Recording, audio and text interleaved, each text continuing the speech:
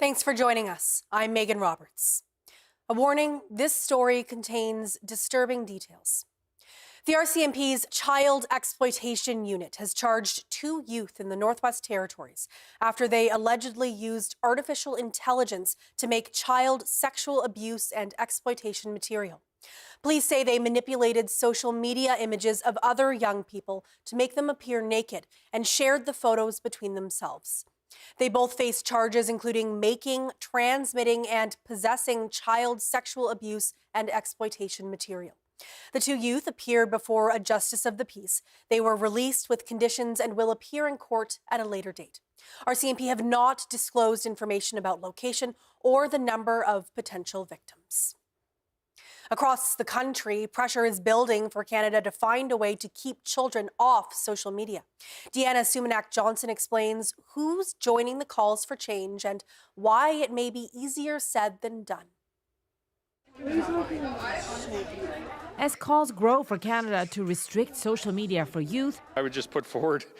This premier wants to survey Saskatchewan voters for their views. Should there be an outright ban for students and kids 16 years and under, or should there be a parental consent, portion? BC's Attorney General was in Ottawa last week pushing her government's priorities. We want to prevent the harm. You want to stop it from happening. A kid that's committed suicide, a kid that's addicted, a kid that's a lifelong thing, right, for the families and for the person that's suffering. Among 4,005 Canadians surveyed by Angus Reid in March, 75% said they support or strongly support a full ban on social media use by kids under 16. As Canada weighs its options, Australia's online safety watchdog has observed too many kids under 16 are getting around that country's ban. Social media platforms are choosing to do the absolute bare minimum because they want these laws to fail. Some observers in Canada say, pay attention to that. It isn't as simple as people think it is. It isn't necessarily as impactful as people hope it will be, as Australia is finding. And there's better ways of getting at these problems. We're all agreed that social media is an addiction, right? This parent with advocacy group Children First Canada would like to see a wholesale strategy from the federal government, not just a ban. What we're saying is, hey kids, we need you to leave those sites, go cold turkey, and everything is going to be fine. When has that ever worked out in the history of humans? But the international momentum for bans is growing. France's Senate just approved an under-15 ban on social media, though lawmakers are still working out how to implement it. Deanna Sumanak-Johnson, CBC News, Toronto. Nunavut could soon have access to faster internet. Today, the federal government announced over $86 million in funding for a Northwest project aiming to bring unlimited internet to Nunavut. The project is called Silami Angiramut, meaning sky to home. It combines Telesat's low-orbit satellites with fiber internet. A large satellite dish will sit on a Northwest building with new fiber internet lines running from there to people's homes. Tammy April is the Vice President of Strategic Growth at Northwest. She says it's a first-of-its-kind project, and in time, the internet speed will be faster and more reliable than what it is today. It's about providing a new, more modern internet option for Nunavut, but I think it's also about bringing people into the digital age by training people on the solutions, on how to support the solution, on how to build the solution. And I think together that's where it gets really exciting. It'll cost the same as Northwest's pricing today. April says the project is launching in half the territory next year with a plan to reach all communities by 2029. First Nations leaders are not happy with the Yukon government's movement on the Health Authority. TJ Deer tells us what they're saying. The Yukon Party is moving towards pausing the Health Authority. Changes made to the Health Authority Act passed earlier this week. The leader of the opposition says this will have consequences, and the government doesn't seem to recognize that. What this has signaled to First Nation governments and leadership is not a positive thing. Like, this is not a hand extended in friendship. This is not an invitation to the table to work together. First Nations leaders have said for years the healthcare system needs an overhaul. Advocates say the system is fragmented and lacks culturally safe care. One leader said she hasn't heard a plan for addressing those issues after the health authority is potentially dismantled, and that there's a disconnect between the government and First Nations.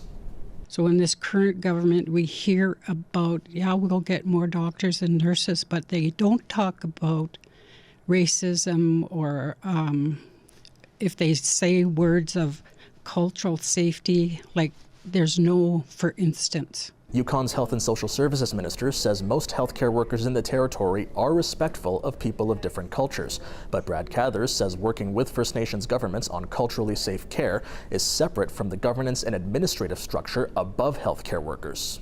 The issue comes down to the patient-centered and the people-level approach of what happens when you walk in to any healthcare facility.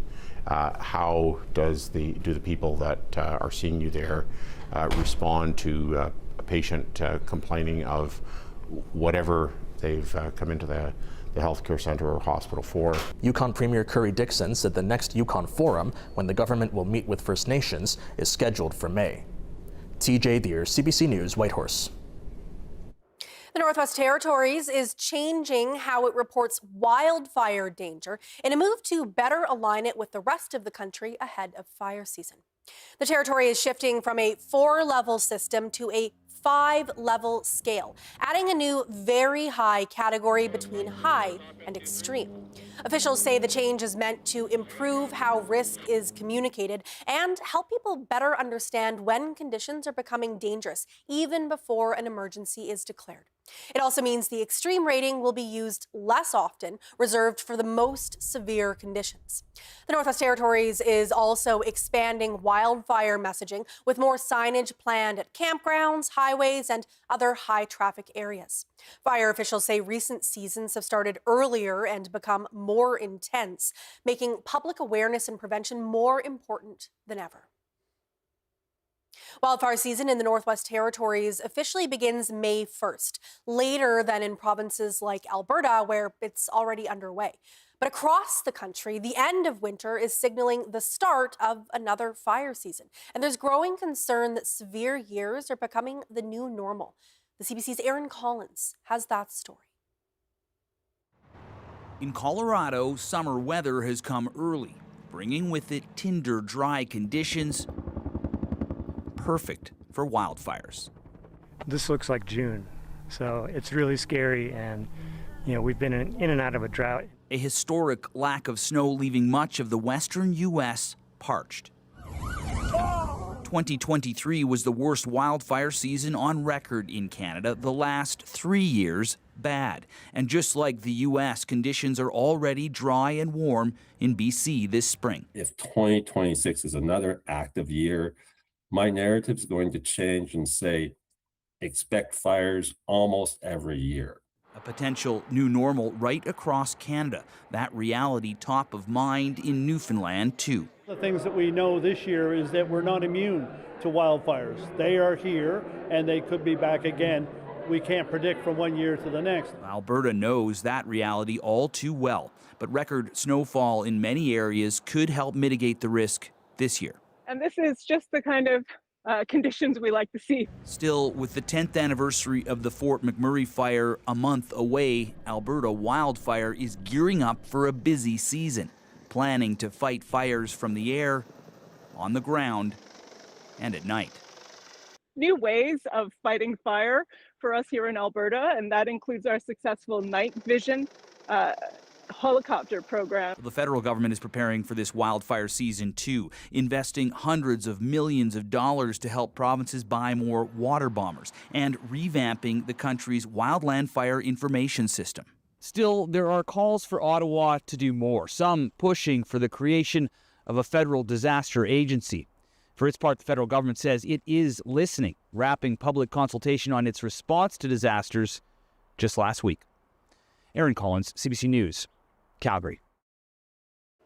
Operation Nunavut has made its way to Rankin Inlet, Nunavut.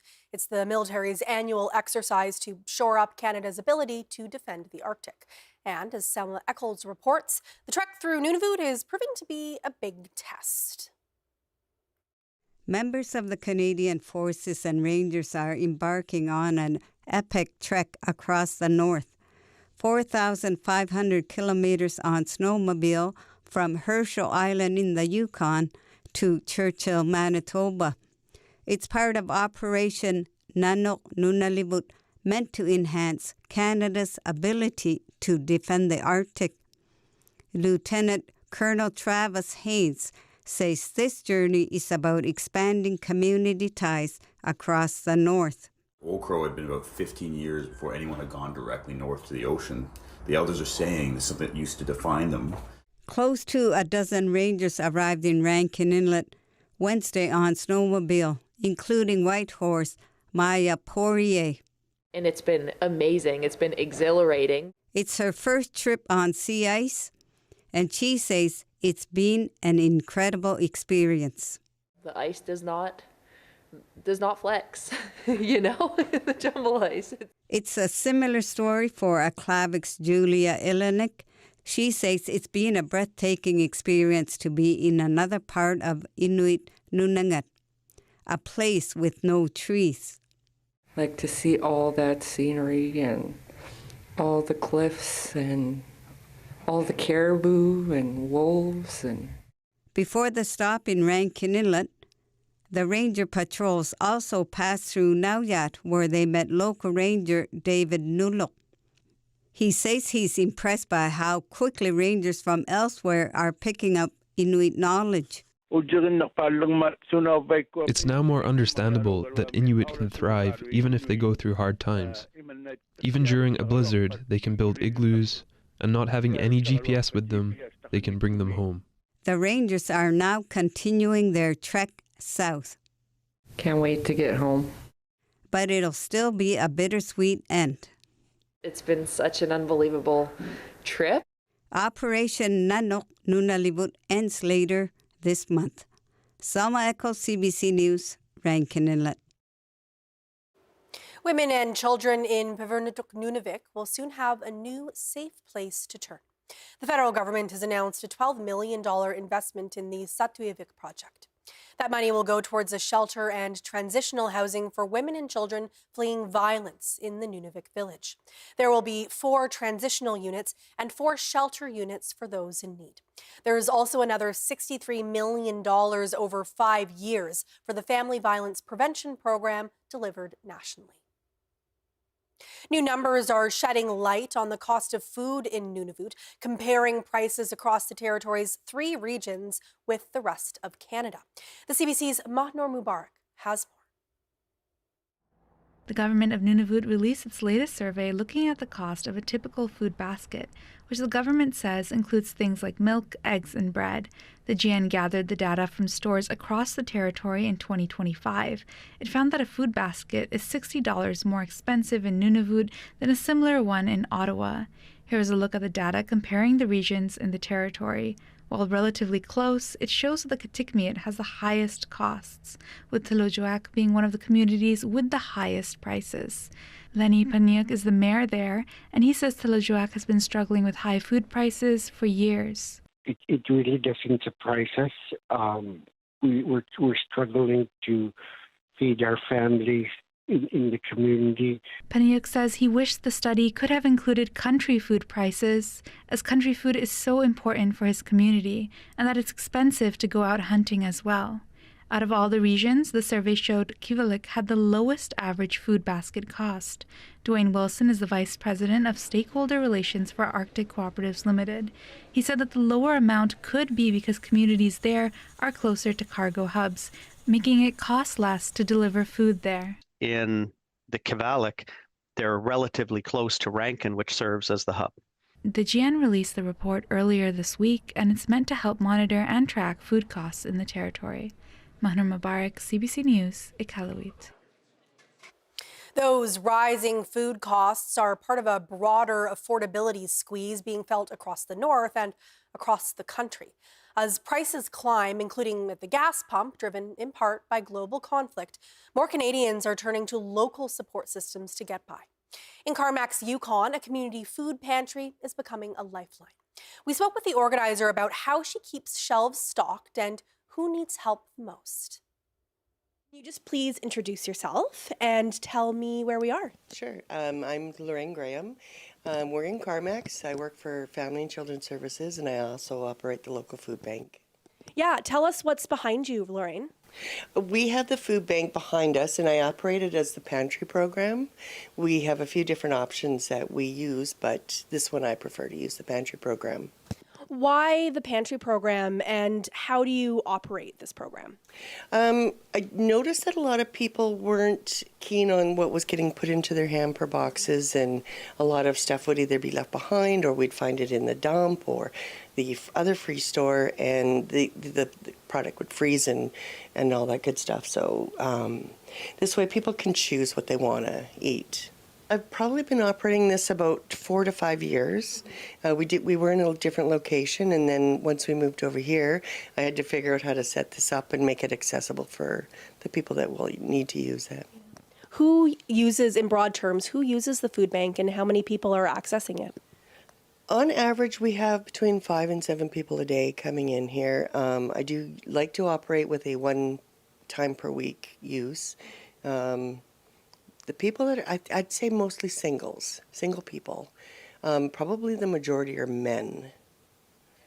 And I'm just grateful that it's here because I know the price of everything right now, and it's hard to shop for food unless you want really, really cheap food. And we're hoping that people utilize this and get a little bit more sustenance in their diet and remain a little healthier. Yeah. Have you noticed an uptake or any changes in the usage of the food bank since you started about 4 or 5 years ago? There's a lot more usage of it. Now it's extended even into pets. Yeah, I see cat food up there. You were talking about dog food before. So tell me about what kind of products you get here and how you get them. The food bank in Whitehorse sends us everything. I make an order every month, and usually I don't pick and choose what I want. I just say what I don't need right now. And so they'll send me up a pallet of food. It gets unloaded into here, and I keep stocking my shelves. And I understand that you have a bit of an expansion as well that you're really excited about. So tell me about that, Lorraine. Oh, I'm very excited. I was just told by the food bank in Whitehorse that they found some money, and they're going to send me up a fridge so that I can offer the locals, the eggs and cheese and any other fresh products that do come in. What will that mean for the community to have fresh products like that? Again, it's just a lot more healthier eating instead of carton stuff. And, you read all these ingredients on a, carton of eggs, and it could be the prefab eggs. But, I want people to be able to look at an egg and say, that's an egg and I'm going to eat it because it's tasty. And that's all there is in it. It's an egg. Yeah, for sure. And Lorraine, do you work with, a lot of the northern food banks will work with hunters as well when they might have something extra. Do you also do that with hunters in the community of Carmax? We have had absolutely amazing outfitters. They have brought us their product. I'm not exactly sure how that works. I was with the Renewable Resource Council, and that's how we were able to obtain, like moose meat especially. And so they would send us the big pieces of moose meat, like a quarter, hind quarter, that sort of thing. And then we would, as a group, cut it all up, bag it up, and then I put it in the freezer and just get it out to the people. What's your hope for this program and for its future? Food security. I know what it's like. I know what it's like to go hungry. I know what it's like to be in a family where, money's always really tight and you have to make some choices. But I don't ever want people to feel that hunger. If it's a hunger, let it last an hour, but not, days. And this is their option. They get to come here and eat. Thank you so much for having us. I really appreciate it. It's been a pleasure. Me and my partner watch you all the time, and we love this. And while many in the North are still relying on support programs to put food on the table, some are finding creative ways to grow their own. As Yukon gardeners wait for the season to begin, one Whitehorse resident has already had a surprisingly fruitful harvest. Alex Oberg began growing this pineapple in his home several years ago. His friends gave him a pineapple top that was sprouting in water. He planted, watered, and tended to it for 9 years. Well, it smelled like a pineapple, and it looked like a pineapple, and it was like really golden yellow on the outside of it. So we picked the pineapple and we cut the pineapple open and we tasted it. And what did it taste like? Well, it tasted like a pineapple. Okay, Yeah. really sweet? Yeah, and pretty juicy? sweet, maybe a little bit on the sour side, but we maybe could have waited a little bit longer. If it looks like a pineapple and tastes like a pineapple, it must be a pineapple. Oberg says this won't be their last adventure growing food. He saved the top of that pineapple they grew to hopefully sprout a second generation. Across the region. Local news is in decline across Canada. And this is bad news for all of us. With less local news, noise, rumors, and misinformation fill the void. That's why CBC News is putting more journalists in more places across Canada, reporting on the ground from where you live. Because local news is big news. Choose news, not noise. Looking for stories about Indigenous peoples from across the country? We know where you can find them. Zinez Hotier, my name is Edzi Ulevrin, and I'm Tahltan Nation and Takarura Tlingit First Nation. CBC Indigenous. My name is Brett Forster, and I'm from the Chippewas of Kettle and Stony Point First Nation. Creative. Engaging. Informative. Grounded in First Nation. Métis. And Inuit communities.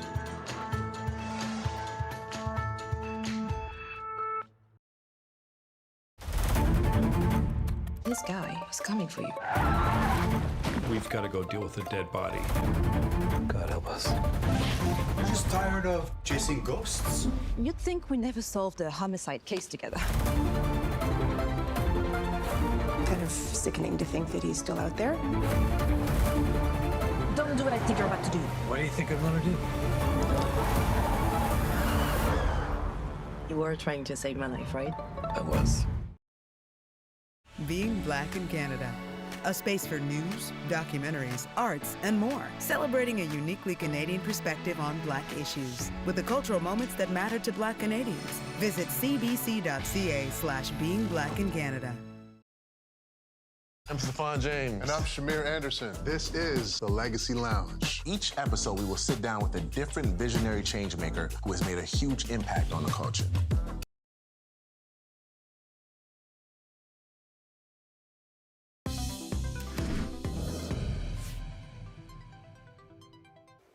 A Whitehorse couple is making the most of this winter's massive snowfall, transforming their property into what they're calling Snow World. The CBC's George Moratis stopped by to check it out. When life gives you lemons, some people make lemonade. Darren Holcomb and his partner have applied that same principle to this year's winter snowfall. They've transformed their property north of Whitehorse into something they call Snow World. This is my snow from the year that I've been shoveling, but it's been moved a couple of times now. I guess we call it Snow World. Snow World, okay. Tell me about the idea, the concept, where it came from. Well, we, as everyone knows, here in Whitehorse, had lots and lots of snow this year. So we live in a cabin, and we do have to shovel like little paths here and there and everywhere. And then we end up with big piles of snow. So this time of year, we're like, want to get outside and do some things. And I was like, let's just make some blocks. So we started making some blocks, maybe inspired by, you know, the carvings that are on during Rendezvous, that kind of thing. I've seen those and I really enjoy looking at those. So I've got the time. It's nice to be outside. It's warm now, cold in the morning, warms up right now like in the afternoon, which is like perfect for when you're cutting blocks or shaping them, you want it to be cold. And then this time of day is perfect for packing, and then the next morning it's cold again. It just seems like a good time of year to do it, and it's like fun to have. And then we have Easter coming up, and we have a nice party here with like maybe 40, 50 people. So this is all part of the Easter egg hunt, and they can enjoy the different little decks to sit on and catch the sun. And the Snow World is extensive.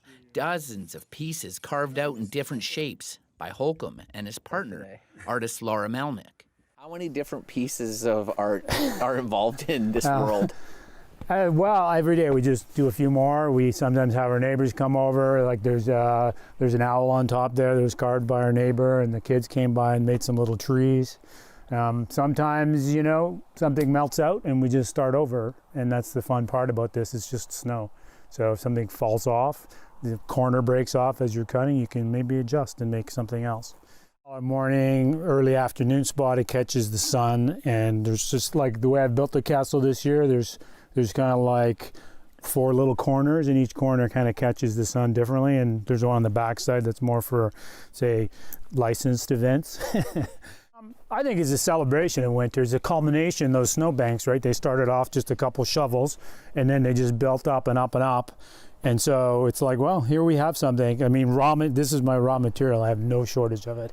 And I, you know, when we first started packing some blocks, I think we were in town, driving through Riverdale. I think we were mentioning, me and my partner, I said, like, why isn't anyone else building something out of these blocks, you know? But sure enough, in 5 minutes, we passed a house, and they had built a fort, and there were the kids there, and they were like working on it. So I was like, okay, good. People are doing stuff. So it's not that hard to do. I don't have any specialized tools, just a saw and a couple little things, and my feet to stamp down the boxes. And Holcomb is hopeful the snow world will last another 2 weeks. And if not, that's okay too. Definitely not upset. I don't mind. I want summer to come. I wanted to stay for Easter, but we've done this before, and if something gets really melted, then we can like shave it down. Like the walls are pretty thick, so even if we lose an inch or two out of the wall, we just shave it down and start over again. And so it's like almost like a chalkboard, you know. You could make a pattern in one day. There's some tulips over there in that wall. If I wanted to, I could just erase it and start over. The snow world's days may be numbered. After months of minus temperatures, this weekend's Easter forecast is calling for positive temps. George Moratis, CBC News, Whitehorse.